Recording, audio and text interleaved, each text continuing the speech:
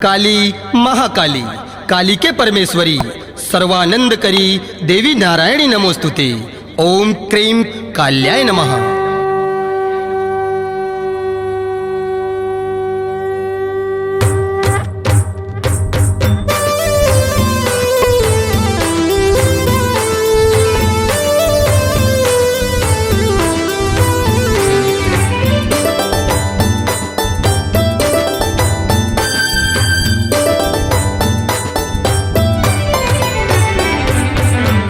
वाली खप्पर वाली बड़ विकराली माँ, पापी मन के नाश करैया महाकाली माँ। खाड़ा वाली खप्पर वाली बड़ विकराली माँ, पापी मन के नाश करैया महाकाली माँ। चुंदी छरिया के आखी ललिया के, चुंदी चरिया के आखी ललिया के, हाथी में खड़ग उठा के आजा ना मोरे महतारी, महाकाली रूप बना के आजा न मोरे महतारी, महाकाली रूप बना के।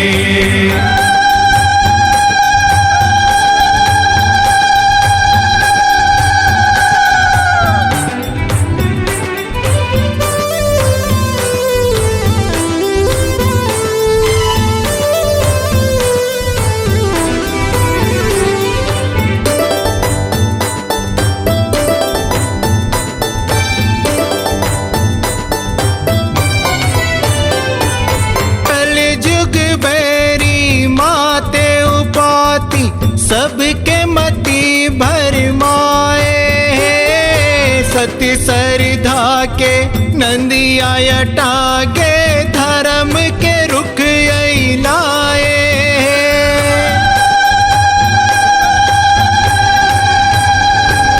धरनी मचहु खुट काम क्रोध के, बिख समुंद उमड़ाए।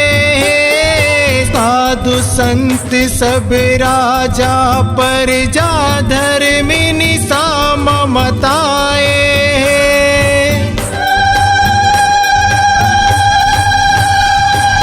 सत्य कर्म के दिया न सुखागे, सत्य कर्म के दिया न सुखागे, ज्योति धर्म के बुता थे आजा न मोरे महतारी, महाकाली रूप बना के आजा न मोरे महतारी, महाकाली रूप बना के।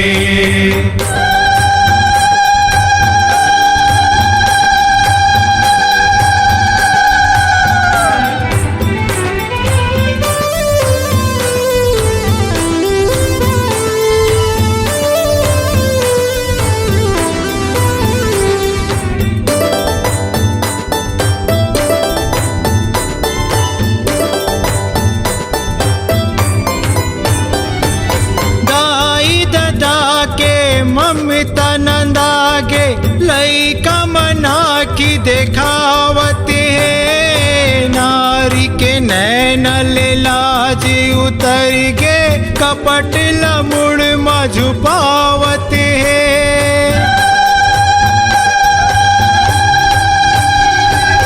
नाता गोता देख के रही गे, मोह माया सब दिखावत है। गीता माँ बोले कन्हैया के वाणी, कौन समझ यहाँ पावत है।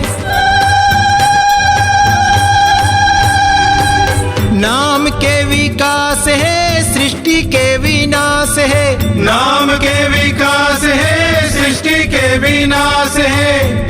काल के मुख महामाथे आजा न मोरे महतारी, महाकाली रूप बना के आजा न मोरे महतारी, महाकाली रूप बना के।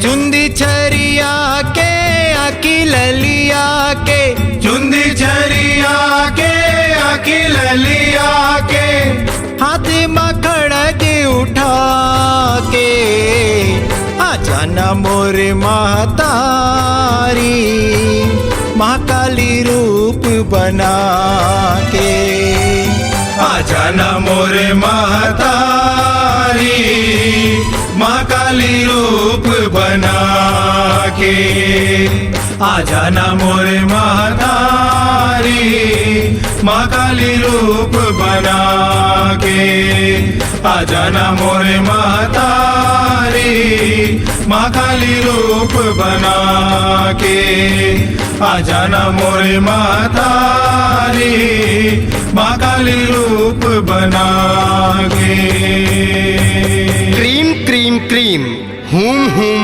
हिम हिम दक्षिण कालिके क्रीम क्रीम क्रीम हुम हुम हिम हिम स्वाहा ओम ह्रीं श्रीं क्रीं परमेश्वरी कालिके स्वाहा।